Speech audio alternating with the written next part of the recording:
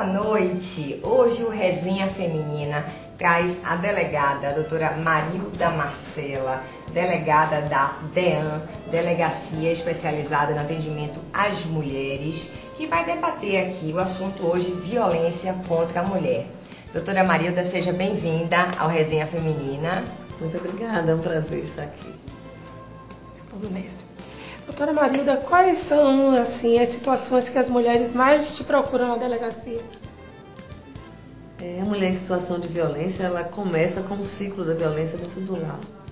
Geralmente, começam com ameaças, violência psicológica, mas isso vai evoluindo. Muitas vezes a mulher demora até um tempo para saber se está realmente sendo violentada ou não, porque ela vai se acostumando também com aquilo. Como esse ciclo é um ciclo que demora um pouco dela sair do ciclo, ela não consegue dar um freio imediato ao marido, e com aquilo que não para, ele vai ganhando força, e isso passa da violência psicológica, das ameaças, para os empurrões e aí a própria violência física. É o maior número de casos que a gente atende lá na delegacia. Agora, uma coisa que a gente vê muito também, né? As mulheres ainda têm muita resistência de procurar a DEAN. É medo, elas têm medo de quê? De serem mais ameaçadas pelos maridos, mais agredidas, porque hoje é uma coisa já que todo mundo conhece, a Delegacia da Mulher, todo mundo tem conhecimento sobre a Lei Maria da Penha, né? Por que as mulheres têm tanta resistência ou tanto medo em procurar a delegacia? Na realidade é que as mulheres que estão em situação de violência, elas lidam com emoções, né?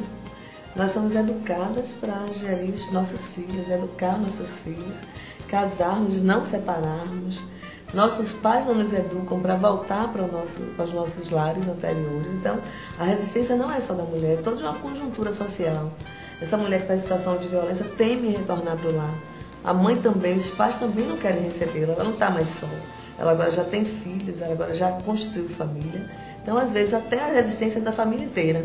Não volta para casa não, porque nós não temos como sustentar. E todos os dias nós temos casos desse tipo. Hoje nós atendemos uma mulher que foi violentada pelo marido, está com o rosto totalmente arrebentado.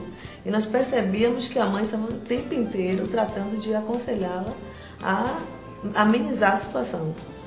Então nós fomos fazer a diligência, os policiais foram até o local que ela dizia que onde ele poderia estar, porque ele estava em flagrante, que isso aconteceu ontem à noite. Só que nós tivemos dificuldade de encontrar o local, porque nós percebemos que elas também não tinham intenção de indicar o local exato. Ela está vivendo com uma emoção, imagina, ela está com o rosto todo desfigurado, está com a mãe e está com todo o relatório do médico. Vai para a delegacia, nós percebemos que é um caso de flagrante. Nós vamos fazer essa diligência, Eu cheguei a tirar foto dela, tamanho o edema que ela está no rosto, o rosto todo quebrado. E a gente percebe que ela tem uma resistência de levar até ele, porque ela não sabe o que vai acontecer com ela a partir dali. A mãe dela não quer que ela retorne, a gente percebe que a mãe também tem uma resistência em levar e está sempre falando bem dele, dizendo como é que é ele, que é uma fatalidade. A mulher tem dificuldade de levar até ele, porque ela sabe que ela talvez não tenha como retornar. O apoio da família, né? Doutora, quais são as principais características das mulheres agredidas? São todas permissivas, submissas? Quais são as principais características dessas mulheres? Bem, se eu falar das pessoas que nós atendemos na delegacia, nós teríamos um perfil de mulheres que são donas de lar. Agora, nós temos todo tipo de mulher, nós atendemos a todos os tipos de mulheres, desde a alta sociedade até as mulheres que estão... Minha próxima pergunta seria essa: as mulheres da alta sociedade têm coragem de procurar? Hoje elas já estão mais encorajadas, sempre pedem que tenham um tratamento diferenciado, que tenha sigilo e tal, mas hoje elas se sentem mais encorajadas a procurar. Vamos enfatizar agora um pouquinho aí sobre a Lei Maria da Penha. É uma lei nova que começa a viger a partir de ontem. Nós também podemos, com o advento da Lei Maria da Penha, se nós entendermos que é um caso que vai trazer mais, vai deixar essa mulher no mesmo ciclo, não vai permitir que ela retorne à sociedade, nós podemos também não arbitrar a fiança se nós entendermos que existem ali os requisitos da prisão preventiva. Se aquela mulher já tem uma medida protetiva solicitada, requerida, se a juíza ou o juiz já decretou, que aqui nós temos uma vara, mas nem todos os lugares têm varas. Então, se por acaso já foi decretada a medida protetiva, esse homem tem que manter distância dessa mulher.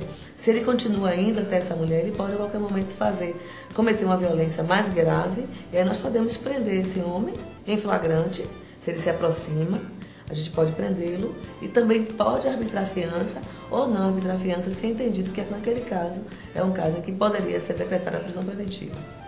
E quais são as penalidades que esse homem pode sofrer? Quais são as penalidades que você gostaria de destacar que eles podem... A penalidade não mudou do nosso Código Penal. A penalidade continua sendo a mesma, de 1 a 4 anos, de 1 a 5 anos, dependendo do crime. Porque o crime continua tipificado no Código Penal.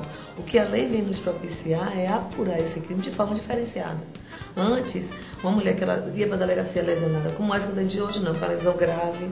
Então, de qualquer maneira, antes isso caberia um flagrante. Mas a mulher com lesão leve, uma ameaça, jamais a gente poderia prender.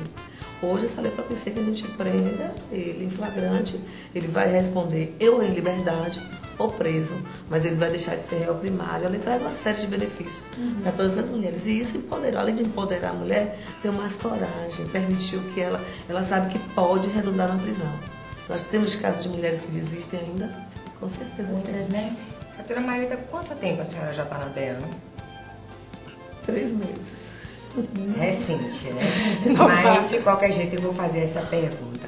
Pode fazer. Qual é o índice de mortes? Este ano nós tivemos 2 casos de morte de pessoas que já vinham nessa violência doméstica. Porque em muitos casos nunca aconteceu, nunca registrou, de pessoas que já tinham sido vítimas de violência doméstica e que terminou culminando com a morte. Nós temos 2 casos este ano, aqui na cidade de Salvador. Graças a Deus é baixo. É baixo, o índice de mortes é baixo. Agora tem outras mulheres que podem ter morrido com até vítimas de companheiros, mas que a gente não tinha um histórico de violência. Denunciar. Quer dizer, entendeu? Não chegaram a denunciar. Como não são todos os casos, existem estudos de que nós atendemos apenas 10% da população em situação de violência. Nós atendemos tudo. Teve qualquer tipo de denúncia através do nosso disco de denúncia, até a denúncia que é feita no âmbito federal, nós apuramos, nós recebemos e apuramos. Agora a gente ainda consegue atender a apenas 10% dos casos, porque as mulheres ainda resistem. E no caso, assim, a mulher que não tem família, vocês têm algum lugar que ela possa ficar, até como uma forma de defesa para aquele homem que é muito violento, que às vezes está ameaçando com arma, com algum tipo de coisa, ela tem para onde ir, para onde ficar ou não? Bem, essa lei, além de trazer esses benefícios para a mulher, no sentido da legalidade estrita, ela também traz uma série de benefícios. Nós temos aqui, no estado da Bahia, uma rede de proteção à mulher. Temos agora a criação da Secretaria de Proteção à Mulher, que foi uma criação do nosso governador, Jacques Wagner. Foi feita este ano. Nós temos ainda mais essa secretaria. Uma secretaria que nós vínhamos numa secretaria que dividia o trabalho, era a CEPROME. Hoje nós temos uma secretaria especial só para a política de mulheres. Nós temos também uma casa-abrigo. Mas a mulher, ao chegar na delegacia, nós, delegados de polícia, não só as DEANs, mas todo delegado de polícia, tem a obrigação de informar essa mulher todos os direitos que ela tem. Se ela está em situação de violência, ela não pode retornar para a casa dela, ela tem que buscar na delegacia para onde ela vai retornar. Se ela precisa retirar alguns pertences de lá, nós temos que providenciar transporte pessoal para que seja feito isso. Que bom. Isso geralmente é feito. Não é fácil a gente conseguir colocar essas mulheres todas que ficam nessa situação em casas-abrigo, porque nós só temos uma casa-abrigo para toda a Bahia. Mas mesmo assim, se a mulher não tem para onde ir, não tem meios, tem filhos, nós temos também outras entidades que fazem parte da rede, muitas ONGs, mulheres de todos os bairros têm uma associação de mulheres. Então nós vivemos, na realidade, a delegacia vive sendo cobrada não só pelas mulheres que são vítimas, pelas nossas usuárias, como nós costumamos falar, mas também por toda a rede, que vai olhar como é que está sendo feito esse atendimento, se a gente está conseguindo atender e está sempre no apoio.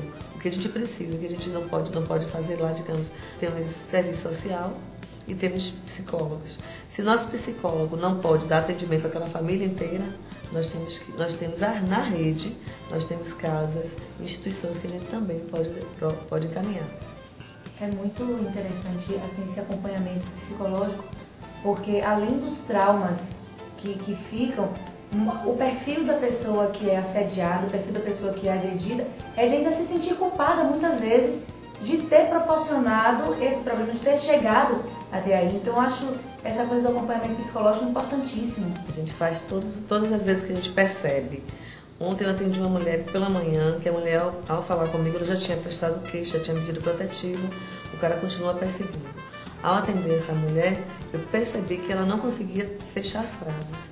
Ela começava a falar e começava a gaguejar, e começava a tremer a voz. Aí eu mandei que ela sentasse, dei um copo com água, chamei a psicóloga e pedi para ela que depois que a gente fizesse a diligência, que ela desse atendimento. Então ali a psicóloga vai ver se é um caso que ela pode acompanhá-la na delegacia, e se for ela sozinha, a gente acompanha na delegacia, ou se deve encaminhar para uma outra entidade da própria rede. Gente, agora a gente chegou, né, no momento do intervalo, mas não saiam daí que a gente vai com um break e volta já.